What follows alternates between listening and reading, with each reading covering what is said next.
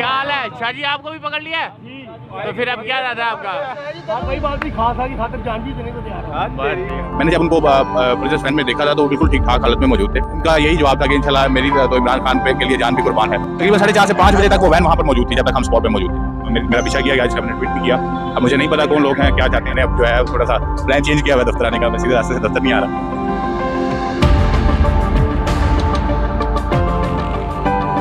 बिस्मिल्लाहिर्रहमानिर्रहीम, अस्सलाम वालेकुम नाज़रीन, मैं उल्फत मुगल, आप टकराव देख रहे हैं। पाकिस्तान तहरीक इंसाफ के शहीद होने वाले कारकुन ज़िले शाह के हवाले से कई एक इंकशाफात, कई एक नई वीडियोस सामने आ रही हैं, जिसमें एक लेटेस्ट वीडियो जो सबसे ज़्यादा वायरल हुई और वो ज़िले शाह की यूँ समझ लें कि ज़िंदगी की आखिरी गुफ्तगू थी। वो गुफ्तगू करने वाला कौन है? वो एक जर्नलिस्ट है और जर्नलिस्ट का काम है कि वो अपनी खबर सामने लेके आए, जो हकायक है वो सामने लेके आए। ज़ुहैब काज़मी PNN से इनका ताल्लुक है, सीनियर कॉरेस्पॉन्डेंट है और मुस्लिम लीग नून की बीट करते हैं। लेकिन चूंकि जब इस तरह का कोई बड़ी पॉलिटिकल इवेंट हो जाए तो फिर बीट्स नहीं देखी जाती, सब अपनी अपनी कवरेज के लिए पहुंचते हैं। अस्सलाम वालेकुम काज़मी साहब। वालेकुम अस्सलाम, कैसे अच्छा, सर आप? अल्लाह का शुक्र। अच्छा ज़ुहैब भाई, ये बताएगा कि आपने किस हाल में देखा ज़िले शाह को, क्या गुफ्तगू हुई, आपने उसको कैसे पहचाना? देखें मोल साहब, आपको भी पता है कि ज़िले शाह को तकरीबन सारे जर्नलिस्ट जानते हैं, चाहे वो बीट के हैं या नहीं, क्योंकि उनका सबका इधर आना हो रहा है। और ज़िले शाह को मैं नहीं, आप लोग भी, हर कैमरा मैन, हर मीडिया पर्सन यहाँ पे जानता है जो यहाँ पे ड्यूटी देने जाता है। उसकी वजह यह है कि ज़िले शाह यहाँ पर काफ़ी फेमस था और हमेशा मीडिया पर्सन के पास ही वो बैठा करता था। कई दफ़ा तो वो सोया भी इधर आया। मैं अर्ली मॉर्निंग 7 बजे भी ड्यूटी पर अगर इधर आया हूँ तो यहाँ पर सोया हुआ पाया उसको मैंने। तो वो डाई हार्ड फैन था इमरान खान का। और मैंने जो उसको देखा, जो कल मेरी वीडियो जो मैंने अपलोड भी की और जो मेरे चैनल पे भी चली, तो सबसे पहले मैंने उनको मैं कल जब माल रोड ड्यूटी पर था तो ज़िले शाह जो है वहाँ पर मैंने एक वैन देखी।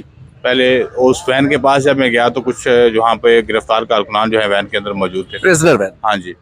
उस वैन में जब मैंने बात करने की कोशिश की और उनसे पूछा मैंने कि आप लोग कहाँ से हैं, तो मुझे ज़िले शाह की आवाज़ भी आई और फिर मैंने उनको पहचान कर उनसे कलाम किया कि आप जो है आपको भी गिरफ़्तार किया गया और कहाँ से गिरफ़्तार किया गया, और उनके जो मुकालमा है वो मेरी वीडियो में है। उसके बाद वीडियो वो क्या कहा था ज़िले शाह? ज़िले शाह से मैंने यही पूछा था कि आपको भी गिरफ़्तार कर लिया, तो वो आगे से मुस्कुरा के बोले जी। और सर उसकी हालत वो बिल्कुल ठीक थी, कहीं से भी तशद्दुद जो है, जो मेरे लिए अफसोस की बात है कि मैंने जब उनको प्रेजेंस वैन में देखा था तो वो बिल्कुल ठीक ठाक हालत में मौजूद थे, वो गुफ्तगू कर रहे थे। और उनसे जब मैंने पूछा कि अब मज़ीद आपके क्या इरादे हैं, तो उनका यही जवाब था कि इंशाल्लाह मेरी तो इमरान खान पे के लिए जान भी कुर्बान है।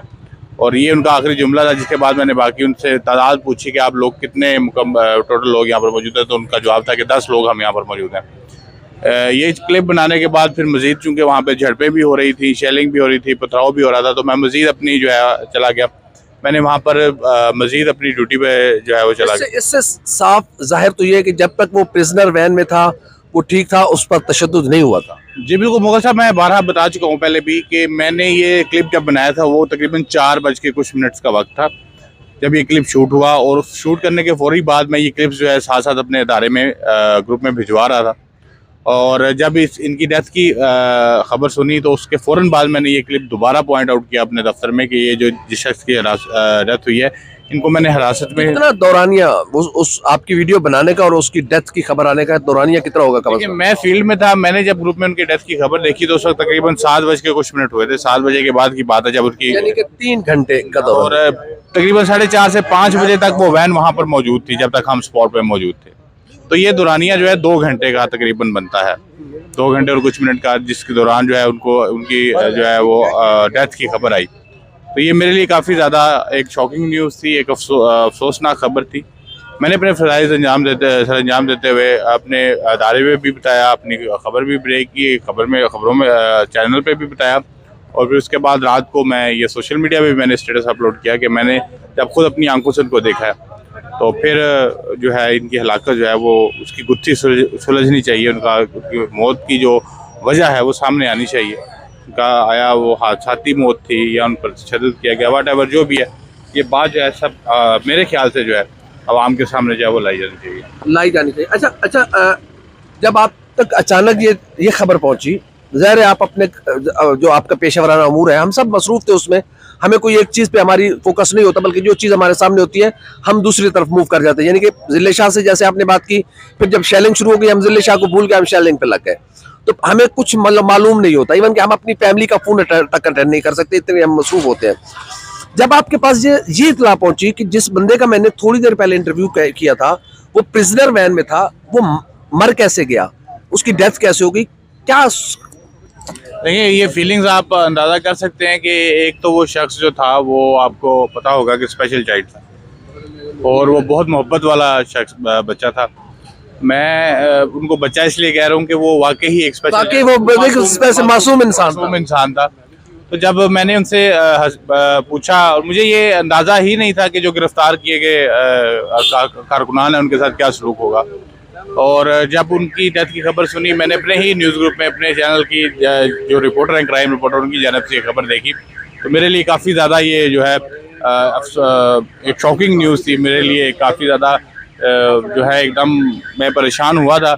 और उसी के बाद मैंने फिर फौरी तौर पर अपने एक दो रिपोर्टर्स जो मेरे चैनल्स के रिपोर्टर्स हैं, सीनियर जर्नलिस्ट हैं, मैंने उनसे भी पूछा, जिनमें पाकिस्तान PTI के जो बीट करते हैं उनसे भी पूछा और बाकी रिपोर्टर से भी पूछा कि क्या ये हकीकत है, क्योंकि मैं तो ऑलरेडी इस शख्स को कुछ घंटों पहले जो है एक पुलिस वैन में बिल्कुल ठीक हालत में देख चुका हूँ। तो ये कैसे मुमकिन है? आपको इमरान खान साहब ने भी मुलाकात के लिए बुलाया क्या, गुफ्तगू खान साहब से? जी, मुझे बिल्कुल बुलाया गया था, लेकिन मैं जो है मुलाकात मैंने नहीं की। इसकी वजह यह है कि मैं नहीं चाहता कि मैं किसी मेरे पे कोई पार्टी की छाप लगे। ऑलरेडी मैं पाकिस्तान मुस्लिम लीग नून का बीट रिपोर्टर था और मेरी टाइमलाइन पे काफ़ी ज़्यादा मुस्लिम लीग नून की पोस्टें थी।